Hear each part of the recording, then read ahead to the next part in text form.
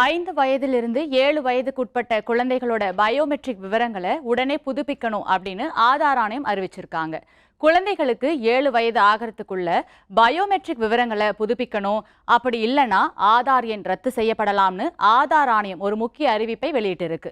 இது புதுப்பிக்கப்பட்ட பயோமெட்ரிக் கொண்ட ஆதார் வாழ்க்கையை மேலும் எளிமையாக்குறதா சொல்லப்படுது.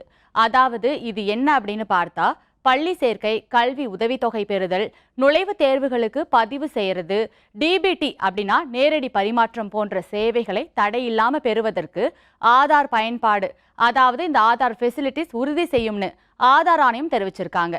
அதன்படி 5 வயதிலிருந்து 7 வயதுக்குட்பட்ட குழந்தைகளோட ஆதார் பயோமெட்ரிக் விவரங்களை உடனே புதுப்பிக்குமாறு பெற்றோர்களுக்கு ஆதார் ஆணையம் வலியுறுத்தியிருக்கு. இதுல 7 வயதுக்குட்பட்ட குழந்தைகளுக்கு இலவசமாகவே புதுப்பிச்சுக்கலாம் அப்படின்னு தெரிவிக்கப்பட்டிருக்கு. இதுக்காக தனியா கட்டணம் ஏதும் இல்லை அப்படின்னு கூறப்பட்டிருக்கு.